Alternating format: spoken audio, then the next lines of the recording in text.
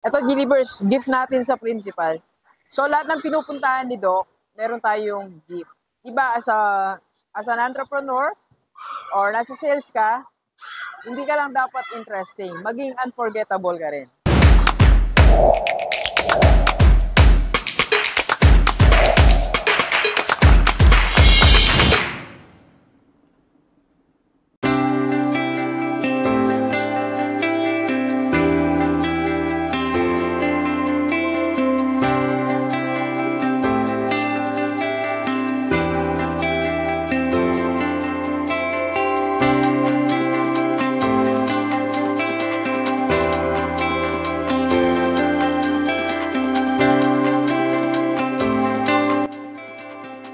Alright, Gilliver, so ngayon nakadalawang tawag na tayo. One sa EA natin.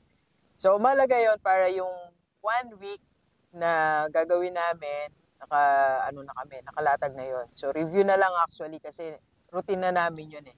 And also, tinawagan din natin yung sales team natin. Alam nyo, napakalaga to strengthen your sales team. Para, syempre, mas madami tayong sales, mas maganda yung profit natin, di ba? Lahat kasi yan, depende sa numbers, depende sa number of activities mo, leads, follow-up, then sales. So ngayon, ang pinapalakas namin yung follow-up namin sa seminar and coaching natin. Okay? So, yun. Hintayin lang natin si Doc Audrey. Si Doc Audrey ay sa sa IMG. Leader ko po dito sa Pampanga para i-assist niya tayo dun sa punta natin school. Let's go. Deliver setting gift natin sa mga principals. Yan. Alam nyo, sabi nila, di ba, as an entrepreneur, kailangan na hindi ka lang interesting. Dapat you will be remembered. Di ba? Ito na si Doc. You will be remembered.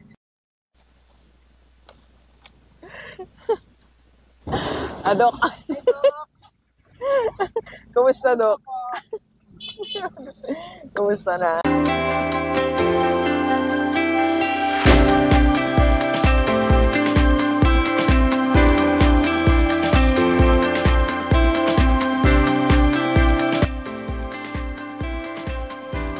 Dito kami sa San Roque. San Roque High School, Pampanga, Lubao. Magpipresent tayo ng Kaiser National Healthcare Shield. Let's go. Isa sa dapat natin gawin para mas sumulad yung negosyo mo is strengthen your follow-up system. Yes, kagaya ito, pakita ko sa inyo. Paano kami mag-follow up?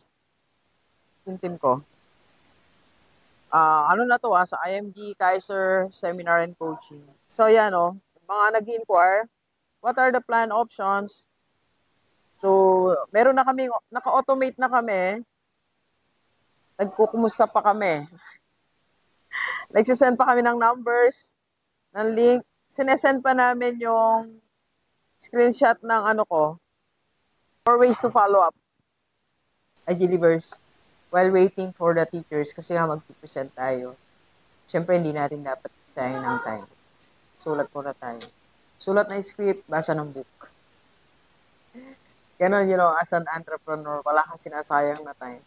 It's either you call your client, follow up, you call your EA, you call your team, or you read, or you write. So, in between yan, while waiting. That's it.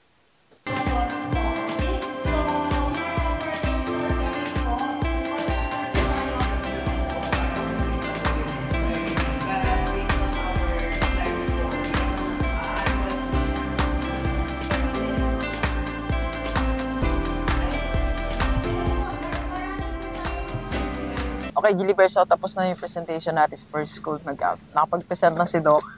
So, what's important sa lahat ng mga nasa sales, kailangan talaga during presentation.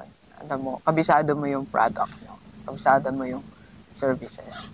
So, yan kasi yung time na unang-una, you are educating the prospect o yung clients natin. In-educate natin sila para ano ba yung products, ano yung benefit. Mag-focus tayo sa benefit nila. Ano yung magagawa ng products nyo sa kanila. Like kami, sa Kaiser, diniscuss natin 5-point benefits if you will getting Kaiser sa mga government employees. Okay? So, master your products. Kaya nga lagi natin sinasabi sa sales, yung sa seminar ko po, maglaan tayo ng oras to study yung natin, yung products natin. Okay? Let's go. Dok, okay ba? Papunta ka na kami sa school nila, Dok. Believers, bago tayo malis, kumain muna tayo ng baon nito. Dok, oh. Saging, Dok. Mama, kawa rin saging, Dok. Pangmatuwa. Ito po yung pangmatandang saging.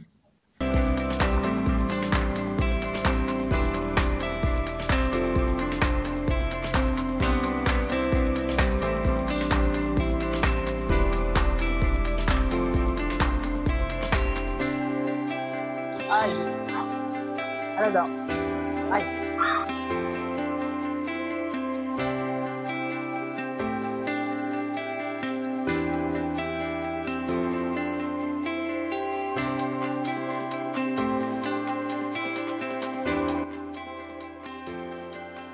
Second school natin to. Alam mo, pag nasa sales ka, di ba nagpipresent ka? So, nagpipresent pa rin naman si Doc. Ito, choice ko na mag-present ako. Sabi ko sa team ko, help ko sila na mag-present kami ng Kaiser sa short term for government employees. So, as a team leader or entrepreneur, kailangan natatry mo pa din yung mga ganun. Kasi, during the process, nakikita mo kung ano yung dapat improve, di ba? Then, nakikita mo din yung member mo kung paano mag-present. So, at least makapagbigay ka ng feedback. Alright?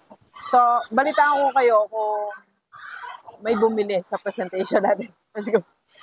Agiliverse, naalala ko lang na dati akong artista. Dati ako sa public. Nagturo din po ako sa public. 7 years ako. Imagine nyo, 7 years din akong classroom advisor din ng journalism. Kagaya ito, si Doc Orby, advisor. Siya nag-release kami ng school paper na after ma-release, ang daming comment kasi meron akong mga hindi nakita, wrong spelling. Yan, so, ang buhay talagang ano yan eh, sabi nila, yung pagdinegosyo natin, process. Pero ang buhay, it's also a process and it's a journey. Talagang iikot ka eh. Hindi pwedeng nag-stay ka lang sa isang lugar. So, 7 years public sa Abukay, then 1 year sa Manila, then 15 years sa private school, Bataan, then balik akong Bataan. Then ngayon, meron tayong office sa Makati. Nag-office muna pala tayo sa Balanga. Then, nag-Makati. Tapos, ngayon, ito, napunta tayo sa sales, napunta tayo sa financial education, di ba? So, lahat na yan, I-enjoy ko. I enjoy it na sinusubukan natin yung mga bagay. Okay? So, ganun din tayo. Just, you go with the flow of life. Kung minumove tayo ng tadhana, nililipat tayo sa ibang department, sige lang, tanggapin mo lang. Kung nililipat tayo sa ibang branch, sige lang. Kung kinakailangan na natin mag-abroad, nandun naman yung family natin, or magpunta sa Manila, dun sa city, dun tayo magtrabaho. It's okay, let yourself move. Para, as you move, marami kang mga experiences, nag-grow ka as a person, nag-mature ka. Diba, nagkakaroon ka na iba't ibang opportunity. Alam nyo, kung naisip ko lang tuloy, kung hindi ako malis at nag-resign as principal, doon nakakatakot yun that time. So, hindi ako nagkakaroon ng kalayaan ngayon na umikot, hawak ko yung time ko, hawak ko yung days, kung anong gagawin ko. So, like ngayon, nandito lang tayo hanggang mamaya. Then, tomorrow naman, ikot din tayo sa mga private school. So, bukas i-document uli natin yon. Pakita ko sa inyo.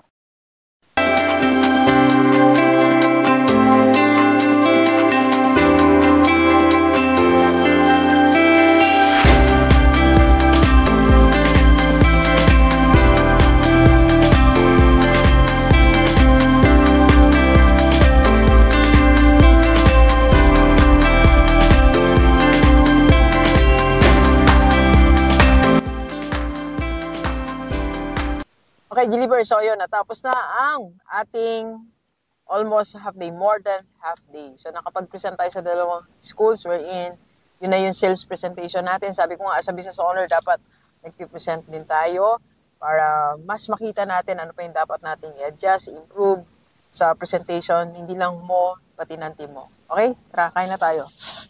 Makdo po. Let's go, let's go.